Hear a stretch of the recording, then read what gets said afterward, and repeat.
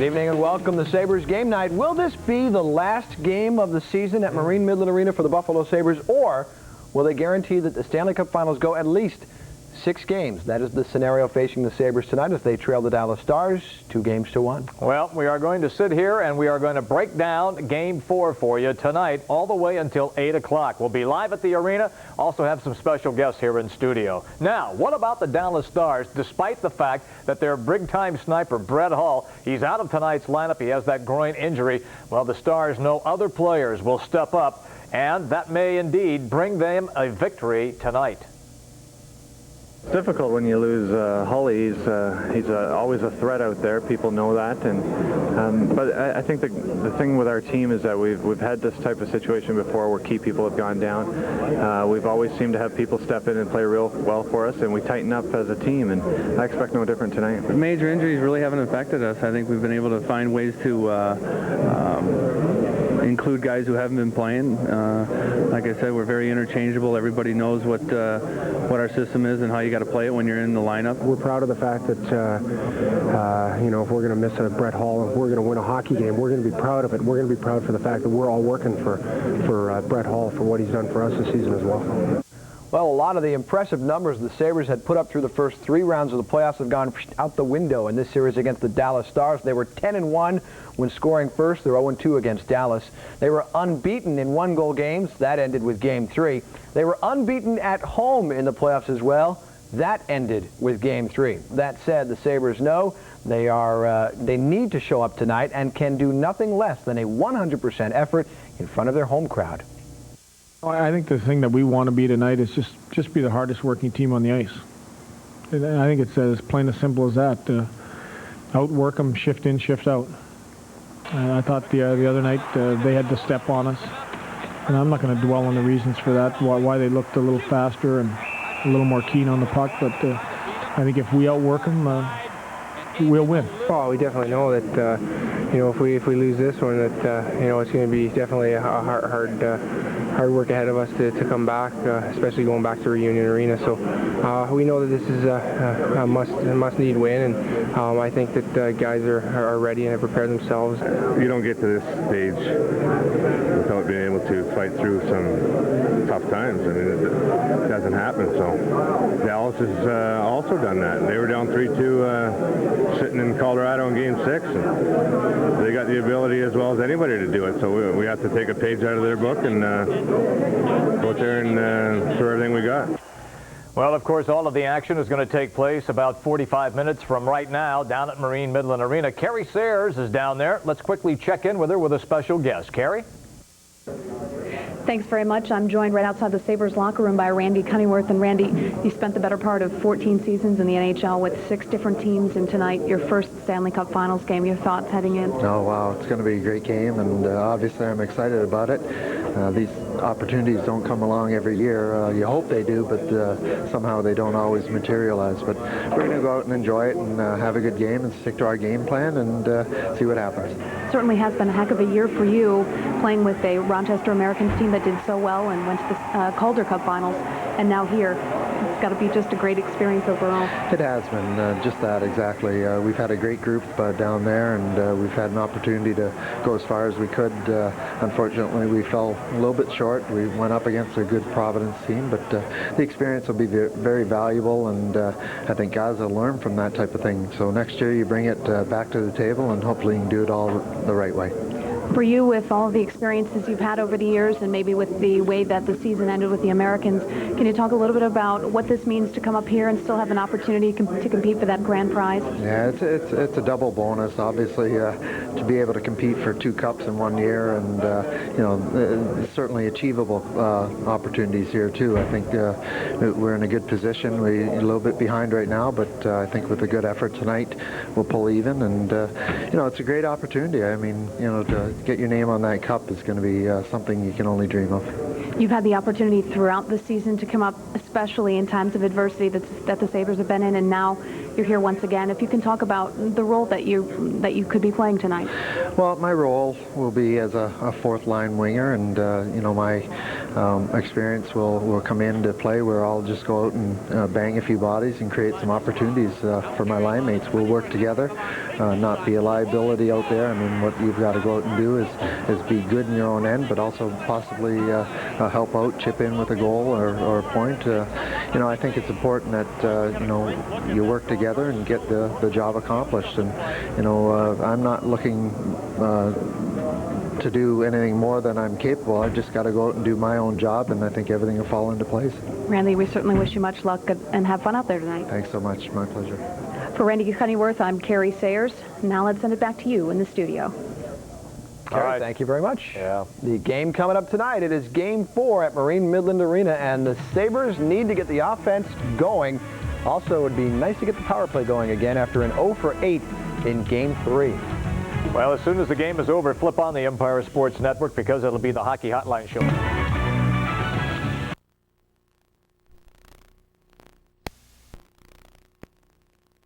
Or Buffalo. We'll get maybe a little better idea a few hours from now. Back with more of Game Night in a moment. Okay, this, of course, is the party at Lafayette Square. Entertainment and a lot of fun and food and people enjoying themselves. A little earlier tonight. Now most of the fans are on their way into the arena. That's where we're headed right now. Yeah, inside Marine Midland Arena to continue our previews on Sabres Game Night is Josh Mura, and joined by a guy who tried but just couldn't get Bob Trimble to really perfect that slap shot. I think Trimble's hopeless. Danny, it was a good try, though. Yeah. He's got bad hands, guys. He's got bad hands. There's nothing you can do about bad hands, and Danny, believe me, I know personally. Well, it was quite a moment on Saturday, Dan, when you were here with Mike DeGeorge and I was in the studio, and about this point before the game, and the noise behind us in the atrium was absolutely phenomenal. But things tonight are a little more placid, a little more subdued. And mind you, it's a Tuesday, not a Saturday, so they didn't have most of the day to get ready for it. But it's a little more quiet, and I think they're a little maybe nervous about what's going to happen tonight. Now, I know that the Sabres themselves, I think the couple days off, the game Saturday, they might have been too pumped up, too uptight. They talked about that. But they've got a couple days off to relax and maybe think about and learn a little bit what they didn't do in Game 3. And I think that they're going to come out a much more disciplined, focused type team, and a team that's ready to go again. They need this game, as everybody's been saying, and this is a game that when their back's against the wall, they've seemed to have found ways to turn it around and win. So I'm sure that's what the coaching staff and people here are looking for tonight. Well, clearly one of the things they're going to have to find is some form of an offensive attack. 12 shots on goal with 8 power plays in Game 3 here on Saturday night. And one of the interesting things I thought, Danny, was Dominic Hasek is extremely loose, and he's clearly trying to convince his teammates to go ahead and be aggressive. Yeah, he wants them to open up offensively, and I think that's a great sign for Dominic. Dominic, he knows that he's going to do his part, and he can, to try to get this win tonight. And if it's a couple of 3-on-1s, a breakaway maybe, or a 2-on-1 situation, he's told his team to go out and go ahead and do that. And I think one of the things the Sabres got to continue to do, much like they did in the earlier series, is to have an aggressive forecheck.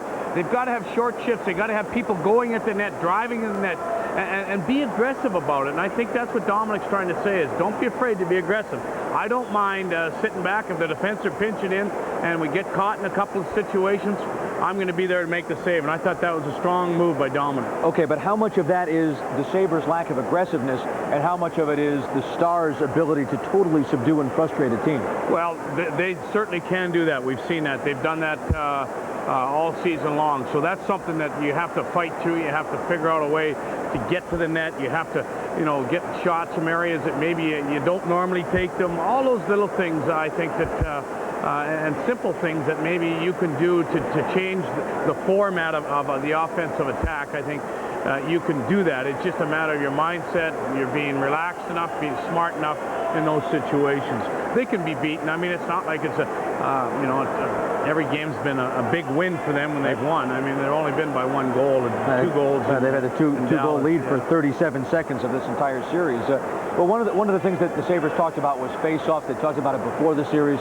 They were very displeased with the effort in Game 3, and certainly it seemed like the Sabres were chasing the Stars with the puck the whole game. Josh, anytime you lose face-offs, what happens is you lose puck possession. Yeah. And puck possession is the key to mostly every time you win the game. The team that has more the puck possession longer is the team that normally wins. It's no different than in football. The team that has the ball the longest wins. So this is something that Lindy Ruff wants to do. He wants to have better face-offs. He wants to at least get to the 50% mark and make sure that forwards are fighting for the puck on face-offs. They might, switch it up a little bit, lose a face-off, much like they did against Toronto and Sundin. If he was playing so well, let him win the face-off, that if it's Nieuwendyk or Madonna, and then jump in on those defense and try to get the puck and turn it over. I think the issue, though, a little bit with this team, why they're having trouble a little bit on their forecheck and face-offs is that the mobile defense of Dallas Stars is better than what we've seen against Ottawa, Boston, and Toronto. Better, more mobile, and bigger. It's a big defense. Yeah. One great story tonight, Randy Cunneyworth, almost certain to be in the lineup on the fourth line. His first Stanley Cup game after 19 years in the league and spending most of this season in Rochester. How difficult is it going to be for him to come in and make a contribution, even though he was such a phenomenal player for the Amherst throughout their series? I don't know if he'll be used that much, but I don't think it'll be a problem for him to step in. He's a very aggressive type player. That's what Lindy's looking for. He's a pretty good skater, still at his age. He's also got great experience, and that's what they're looking at. They're trying to combat experience, maybe with some of the experience against the Stars tonight. Well, that ought to certainly be an interesting matchup to watch. Randy Cunneyworth, an experienced player against the experience of the Dallas Stars. And Danny, well, when was it? Back in October. We were here before the Florida Panthers. Game 1 to start this season. You and I sat here. It's been a long year. And a good that one. was a great first game, and let's hope it's not our last game. No, we want to be here Saturday night. Absolutely, we do. I hope I have the pleasure of sitting next to you then. All right, Josh. Thanks for dropping by. Buddy. Danny Gare, he'll have the radio cast tonight on WHTT. For Danny Gare, I'm Josh Mora. We'll send it back to the studio. Guys. All right, guys. Barring overtime, we'll have an answer for them in a little over 3.5 hours or so. Hey, here's a couple of things we want to remind you about right here on this very world-class network.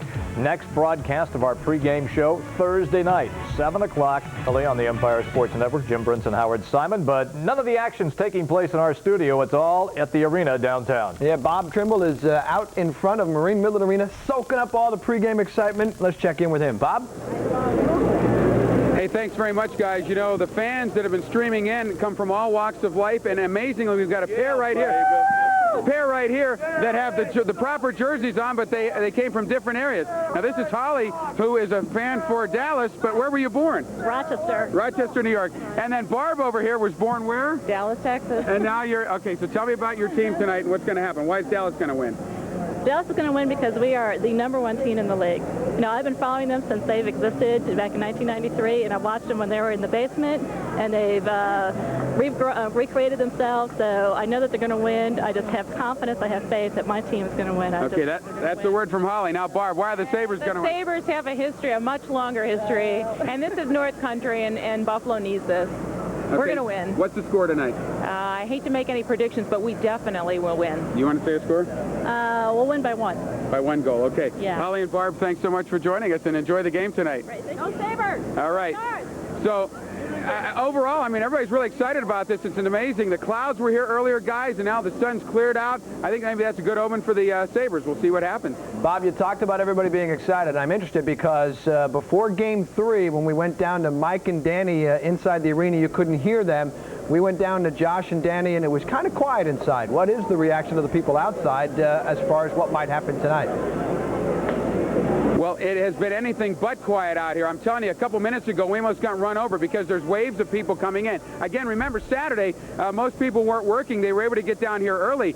Today, a lot of people are getting off work late, and they're dashing down here, and they're coming in droves, and I think they're going to be a lot louder than they were. And, of course, I think the Sabres, at least the fans are hoping, the Sabres will give them something to cheer about tonight, and they'll get loud in the arena as well. Hey, Bob, Danny Gare says that you have absolutely no chance at ever having a successful slap shot. What's your response? My response is simply this: he's correct, but Jim, you know I had back spasms over the weekend, so I'll use that as my lame excuse.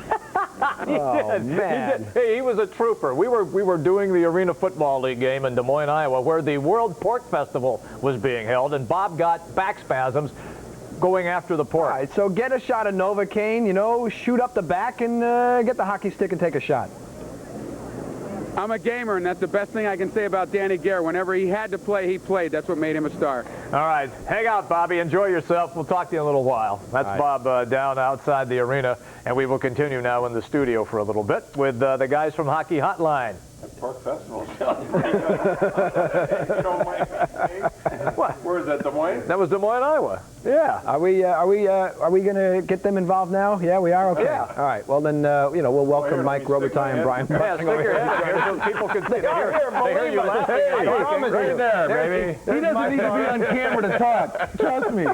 Here he goes. Especially when you talk about pork chops. Here they are. Well, it's just nice to see you sitting up in the chair again. Thank you. He's got the bad chair. Watching at Red Lobster, and all I saw was your head. Your head sitting over this. By the way, earlier today on the Countdown show, the Bulldog was on with me, and we sort of did a recreation of what you went through on Saturday. It was quite amusing.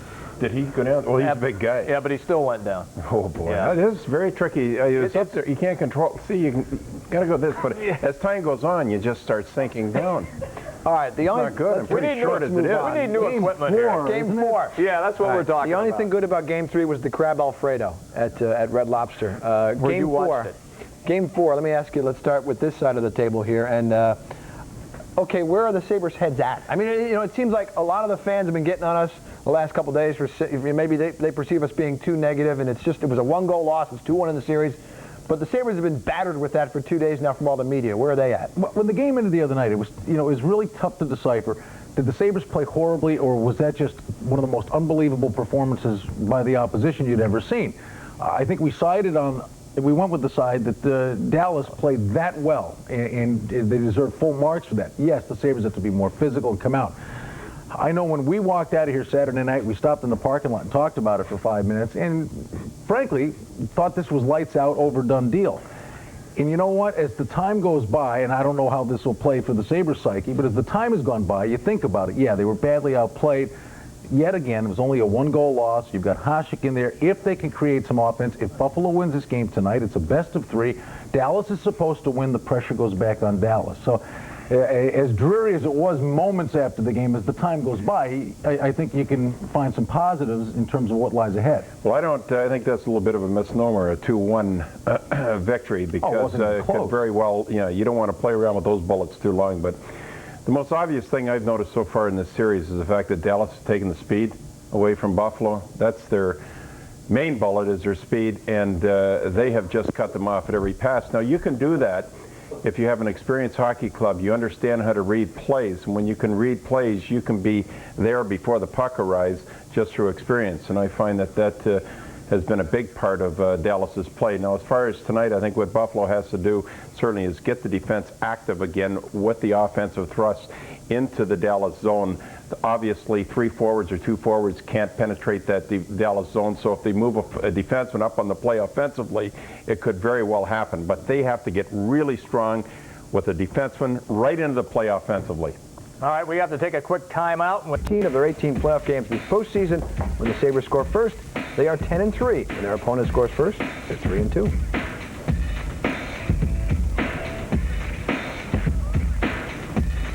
Fans heading in for Game 4 of the Stanley Cup playoffs. We'll be back with Game Night in a moment. Hang on, guys.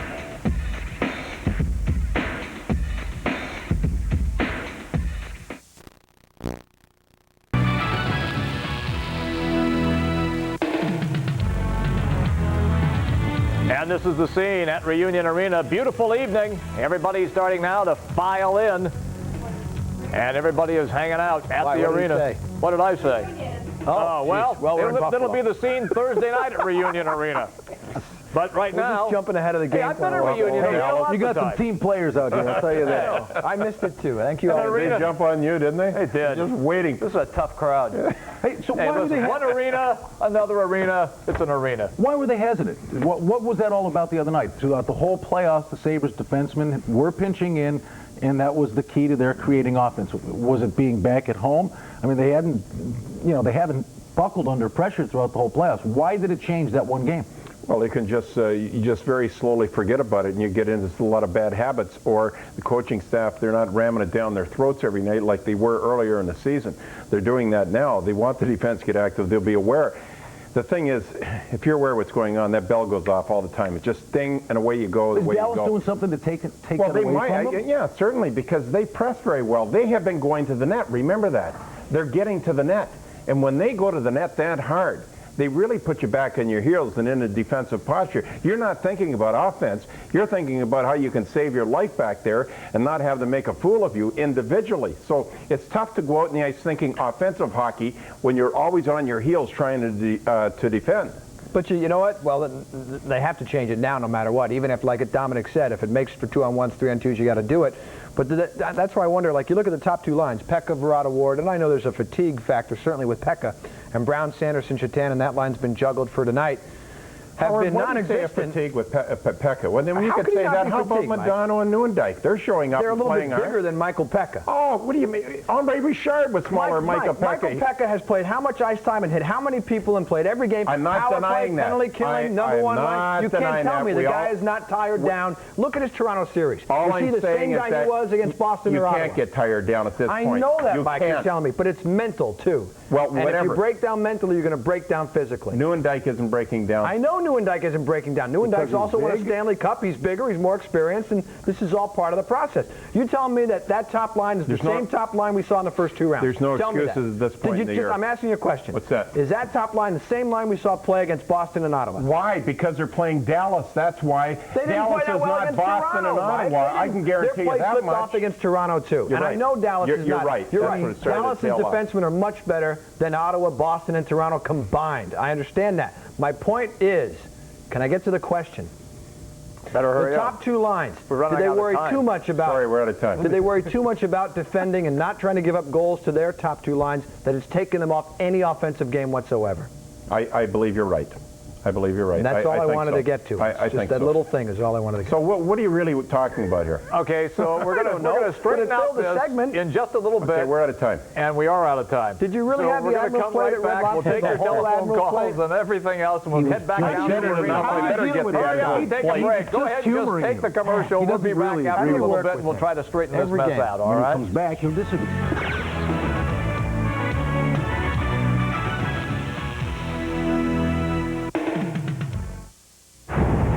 Well, that's the scene at Duntire Park. By the way, Saturday night they had over 10,000 fans there. Did it scare you, Brian? You're right. Yeah, well, Brian's frightened of animals. Looks like everyone's brother-in-law.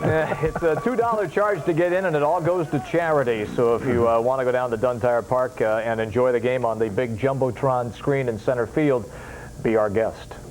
Roy and Oswego, welcome to Sabres Game Night. Go right ahead. How you guys doing? Thanks for my call. Okay, Roy. I have a comment, then I have a question. I know Brett Hull, he isn't the center or the captain of the...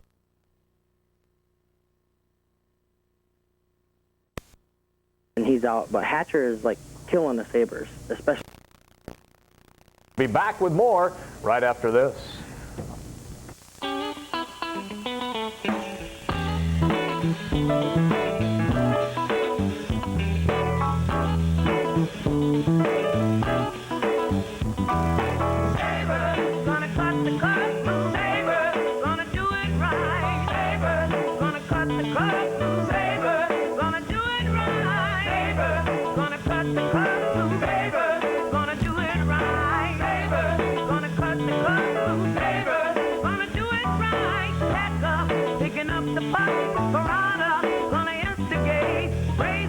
Take it to the edge, tactics, gonna dominate. Bully, got to be a bully. War, gonna penalty kill.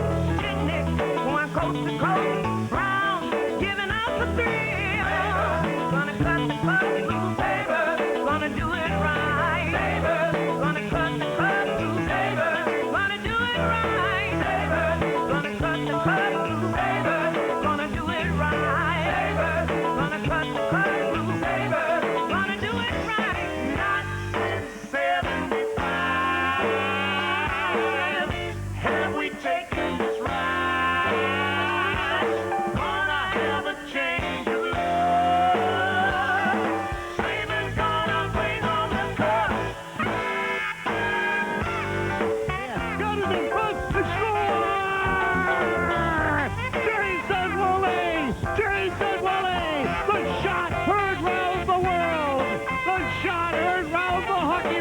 field, and Jason Woolley has won the game in overtime here at the Reunion Arena.